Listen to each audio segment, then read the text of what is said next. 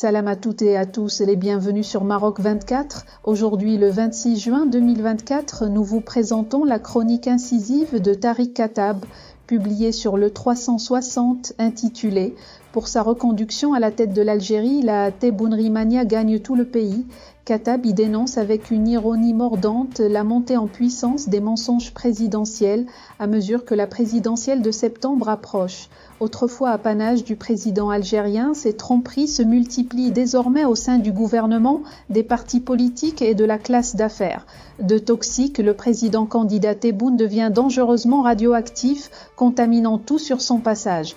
Je vous laisse découvrir cette chronique acérée de Tariq Katab qui décortique la spirale de déception orchestrée par le régime algérien. Pour sa reconduction à la tête de l'Algérie, la Tebboune Mania gagne tout le pays. L'événement valait le détour pour une seule raison, Abdelmadjid Tebboune y était. Autant dire que le spectacle était garanti. Et ce fut bien le cas, à plusieurs égards. C'est ainsi que le président de la République algérienne populaire et démocratique a inauguré, le lundi 24 juin, la foire internationale d'Alger au Palais des Expositions des Pins Maritimes. Avouez que ça claque comme adresse. L'événement s'est littéralement transformé en foire à enchères sur qui sortira le plus gros bobard. À lui seul, le momentum cristallise toute la stratégie actuelle du chef supposé de l'État, redorer coûte que coûte son blason, et à la veille de la présentation officielle de sa candidature pour un deuxième mandat, se montrer sous son meilleur jour. Ceci, en mouillant, non seulement tout son entourage, mais aussi toutes les forces, encore, vives du pays, les têtes de pont de la puissante armée, bien entendu, les membres du simulacre de gouvernement, et le résigné tissu entrepreneurial. C'était un vrai moment de télévision, discours grandiloquents sur la grandeur de l'Algérie, visite des stands d'opérateurs locaux, les mêmes Condor et Cévital, et bien sûr, grand détour par le stand, ou devrait-on dire le pavillon de l'établissement central de construction, ECC, l'usine de l'armée algérienne. En prime, la présentation d'obscurs véhicules militaires, d'un fusil mitrailleur fièrement brandi par le chef de l'État, et clou du spectacle, d'un prototype d'hôpital militaire de campagne. Galvanisé par tant d'innovations made in Algeria, Tebboune a demandé qu'il en soit fabriqué 2 ou 3, dans 10 ou 15 jours. Pour Gaza. Ben oui, il fallait bien qu'il place la Palestine quelque part. Top chrono.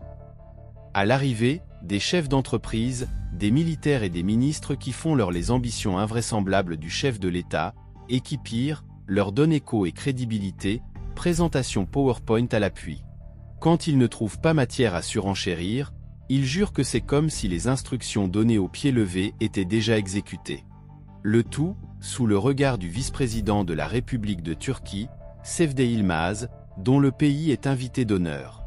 Les mauvaises langues diront que si le responsable turc a fait le déplacement, c'est surtout dans la perspective d'un accord commercial préférentiel, pour booster les plus de 2,5 milliards de dollars d'exportation turque en produits divers et variés, les importations, plus de 3,5 milliards de dollars, se limitant aux hydrocarbures algériens. L'idée même est de porter les exportations turques à 10 milliards de dollars, d'ici 2030. Pour la grande joie d'Ankara, en turc, on dit « Şerefe ». Ce qui aura surtout attiré l'attention, c'est la présentation faite séance tenante par le ministre algérien du Commerce et de la Promotion des Exportations, Tayeb Zitouni, des dernières statistiques concernant l'économie algérienne, dans divers domaines et secteurs. Et qu'apprenons-nous? Que sous Tebboune, l'Algérie a pulvérisé tous les records de performance économique. Il y a si peu, les tenants du régime d'Alger avaient la prudence de conjuguer toutes les réalisations au futur, histoire de bien se dérober des fiascos présents.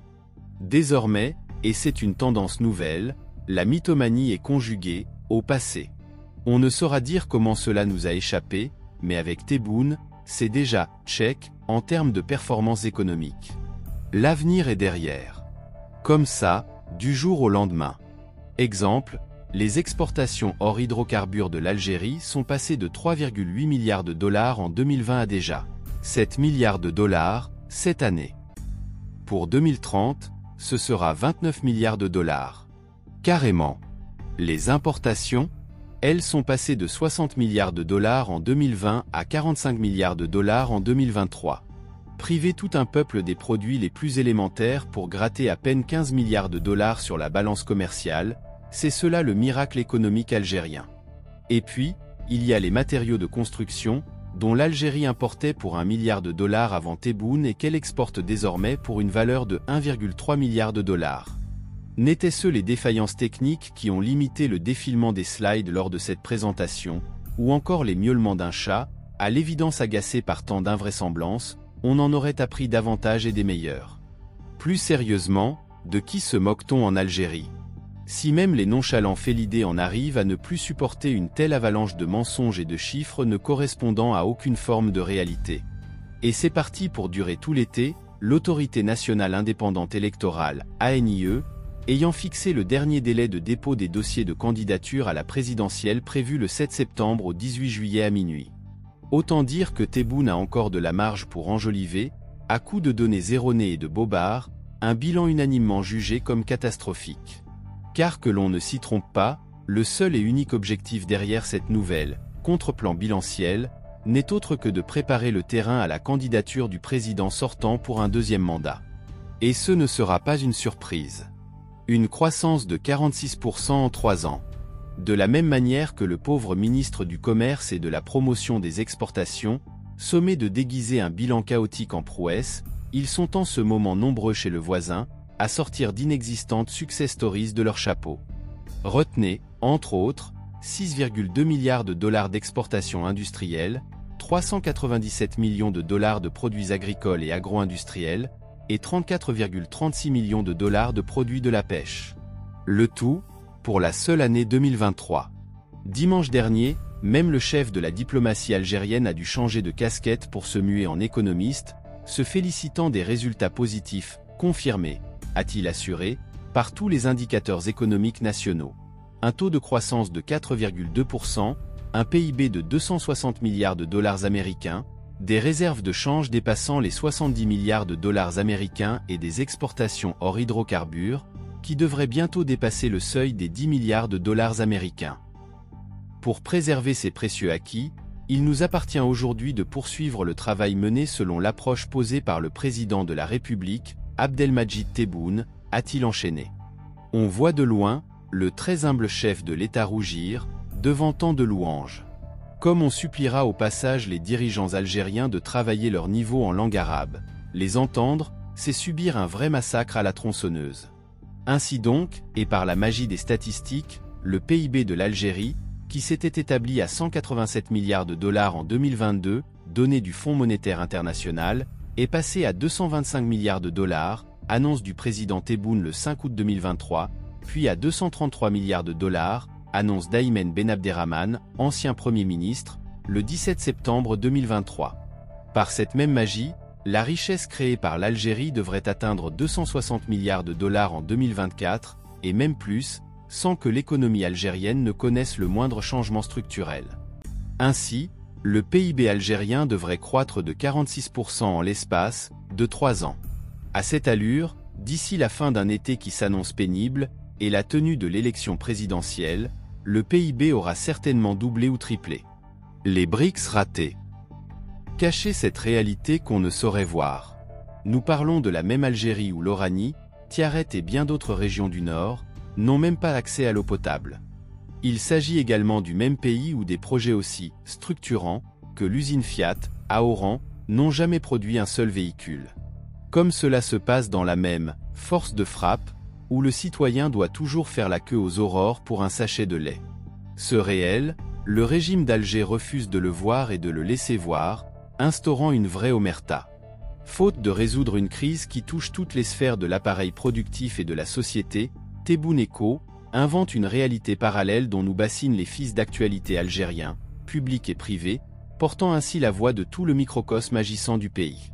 Comment expliquer, sinon, le titre de la très officielle agence APS, évoquant une production abondante de blé dur, qui a permis d'assurer $1,2 milliard au profit du Trésor? Ceci, alors que le pays figure parmi les plus grands importateurs de cette denrée dans le monde? AV, Tebboune. Et quid d'un ex-patron de la Sonatrach, Toufi Kakar, qui jurait en 2023, la main sur le cœur, que l'Algérie serait le premier pays africain en matière de dessalement d'eau, et que les impossibles 1,3 milliard de mètres cubes par jour d'eau potable, issus de cette technologie, étaient faisables en Algérie? Tout simplement parce que c'est à la Sonatrach de veiller à la réalisation de l'irréalisable. La situation n'est guère plus reluisante dans le landerneau politique. Ayant fait le vide autour de lui, sur une scène politique désormais déserte, Tebboune n'a désormais pour vis-à-vis que des hommes et partis qui chantent sa gloire. Fini les Saïd Sadi et autres Ousinaït Ahmed. Place au mouvement Elbina de l'islamiste de service, Abdelkader Bengrina, à ce qui reste d'un FLN dévitalisé, au Rassemblement national démocratique de Mustapha Yahi, et au Front al-Mustakbal de Fateh Boutbig, qui soutiennent fermement un deuxième mandat de Tebboune. Alors que ce dernier n'a même pas déposé sa candidature, Bengrina avait fait sensation en la présentant en son nom, et à l'insu de son plein gré. C'est dire. S'il est une prouesse que le chef d'État algérien a véritablement réussi en Algérie, c'est celle d'embarquer tout le pays dans le flux continu de ses cracks, créant une véritable hallucination collective. Pour rester informé, je vous invite à regarder les vidéos Maroc 24 qui s'affichent sur votre écran.